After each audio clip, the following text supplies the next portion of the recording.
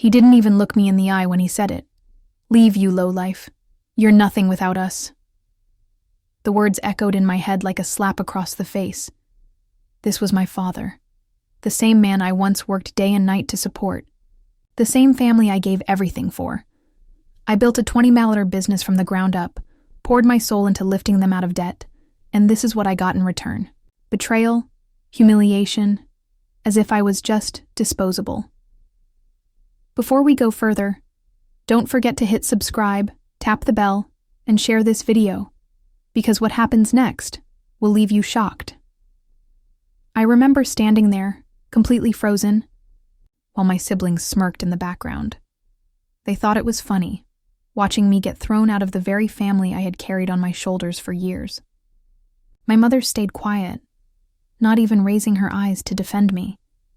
It felt like the ground had disappeared under my feet. They had no idea what I had built in silence, no idea about the power I now held. And that day, as I walked away from the family house, I made one promise to myself: I wouldn't beg for their approval again. The night I left, I didn't go back to some cheap apartment like they imagined. Instead, I pressed the keycard to my private penthouse suite, 45 floors above the city. The glass walls opened to a skyline glittering with lights, a view they could never dream of. I sank into the leather sofa, but my chest still burned with their words. Lowlife. They had no clue that the empire they mocked me for building was already bigger than anything our family had ever owned. They only saw me as the black sheep, not the silent billionaire I had become. I thought back to the sacrifices. Years of skipped meals, nights working through tears, building my company in a small rented garage when they laughed and called it a hobby. Every time they sneered, I worked harder. And now? I had investors begging for shares, luxury brands fighting for partnerships, and real estate spread across the country. But none of that erased the sting of my father's voice. A week later, my phone buzzed. It was an invite to a family gathering. The same family who had humiliated me, now pretending as if nothing had happened. My gut told me it wasn't about love. It was about money. They thought I was still desperate for a seat at their table. Little did they know. The table now belonged to me. As I closed the message, I smiled to myself. If they wanted me to show up, I'd show up. But this time it wouldn't be as the outcast they kicked out. This time, they would see who I had really become. The day of the gathering came, and I walked into the grand hall where chandeliers glowed above polished marble floors. My father stood at the center, surrounded by uncles, cousins, and family friends. The air was thick with pride and arrogance. The same faces that once sneered at me now turned in silence as I entered. My father's eyes narrowed. He hadn't expected me to actually show up. "Miranda," he said coldly, loud enough for everyone to hear. "I see you found time away from your little projects." A ripple of laughter spread through the room. They thought they were humiliating me again. My chest tightened, but instead of anger, I felt an almost dangerous calm. I greeted them with a smile, ignoring their jabs, while whispers floated around. "She looks too confident. Did she borrow that dress? I bet she's still broke." They had no clue that the gown I wore was custom-made by a designer they couldn't even get an appointment with, and the diamond bracelet on my wrist could pay off their debts twice over. Dinner began, and like clockwork, the insults sharpened. My cousin mocked me for being single. My aunt asked sarcastically if I was still renting. And finally, my father delivered the blow. "Miranda, you'll never amount to anything unless you crawl back here and follow the family business, like the rest of us. Without us, you're nothing." The room went silent, all eyes waiting for my reaction. My heart pounded, but this time I didn't shrink. I leaned back in my chair, letting a slow smile form on my face. They had no idea, The bombshell I was about to drop would shatter every ounce of pride in that room. I placed my wine glass gently on the table and looked straight at my father. His words were still echoing. "Without us, you're nothing." The silence in the hall was almost painful, broken only by the faint clinking of cutlery. Everyone waited for me to crumble, to bow my head like I always had in the past. But this time, I didn't flinch. "Nothing," I repeated softly, my voice steady but sharp. Funny choice of words, considering I've been the one keeping this family afloat, without any of you even realizing it. Gasps rippled across the table. My father's smirk faltered, but he quickly regained it.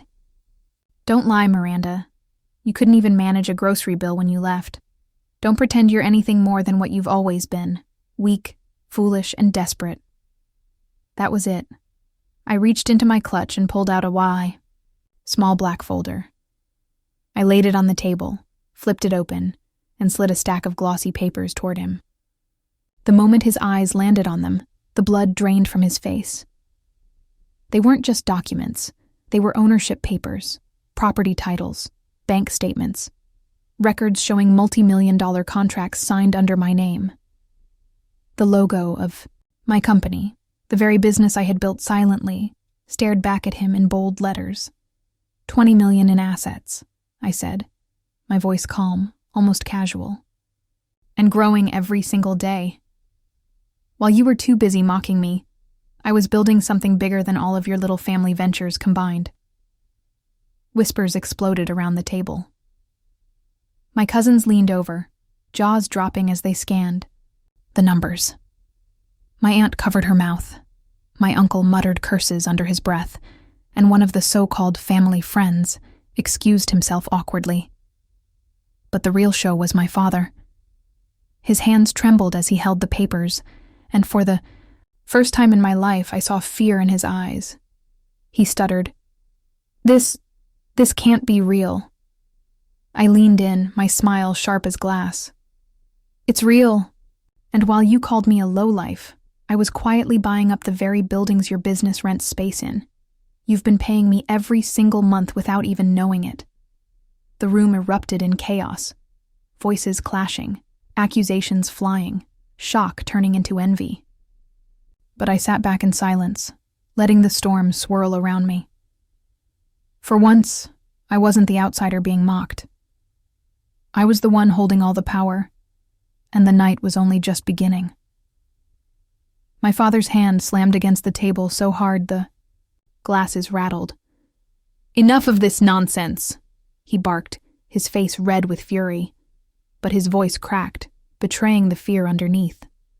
The same cousins who once mocked me for chasing impossible dreams were now whispering, "She owns everything?"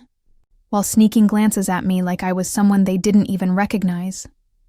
I didn't move. I just watched them, calm and collected, while the room spun into chaos.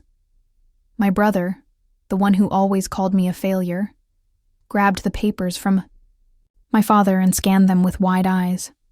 His jaw dropped as he read the contracts aloud. She owns half the properties downtown?" His voice trembled as he added, "And the new tech company everyone's talking about is hers?" The silence that followed was deafening. Every smug smile from earlier had vanished. The people who once laughed at me were now sitting stiff in their seats, ashamed, exposed, and terrified of the truth. I leaned forward, my voice low but cutting through the silence like a blade. "All those years you mocked me, belittled me, called me worthless, while I was the one making sure this family didn't collapse under its own greed. And you threw me out without a second thought. Tell me, Father." I paused, letting the suspense choke the air. "Who's really the lowlife now?" His lips parted, but no words came out. He just stared at me, broken, his pride crushed in front of everyone. And then the whispers turned into murmurs of shame directed at him. For the first time, the family wasn't laughing at me. They were afraid of me. and the humiliation that burned in their faces was sweeter than any victory I could have imagined. But I wasn't done yet. What I revealed next would destroy everything they thought they knew. The room held its breath as I stood, my heels clicking against the marble floor. Every pair of eyes followed me, waiting for my next move. I looked at my father, once so powerful, now trembling in front of his own family. And I knew it was time for the final blow. "You think tonight is just about me proving you wrong?" I said, my voice echoing through the hall. "No, tonight is about justice." I reached into my bag and pulled out a thin stack of documents, placing them on the table. Gasps rippled across the room as I continued. "For years, you've built your empire on corruption, lies, and exploitation. While you sat here calling me worthless, I was gathering proof. Every shady deal, every stolen dollar, every person you destroyed to climb higher." My father's face drained of color. "You wouldn't dare," he whispered, his voice shaking. "Oh, I already have." I smiled coldly. "These files have already been sent to the authorities, to the press, and to every investor who once trusted you. By tomorrow morning, your so-called empire will be nothing but ashes." The hall erupted in chaos, shouting, crying, chairs scraping against the floor. But I stayed calm, savoring the storm I had unleashed. My father tried to lunge at me, but two of his business partners held him back, their faces twisted with betrayal. "You ruined us," one of them screamed at him. "We're finished because of you." I turned to the rest of my family, my voice softer now, but sharp as a blade. "You threw me out. You laughed at me when I begged for your love. You thought I would crawl back, broken. But look at me now, standing stronger, freer, and richer than all of you combined. I don't need your approval. I don't need your love. And after tonight, you'll never see me again." With that, I walked out of the hall, leaving them in ruins. The same people who once humiliated me were now drowning in their own downfall. And for the first time in years, I felt truly free. And as the heavy doors closed behind me, I whispered to myself with a smile, "This is not the end of my story. It's only the beginning."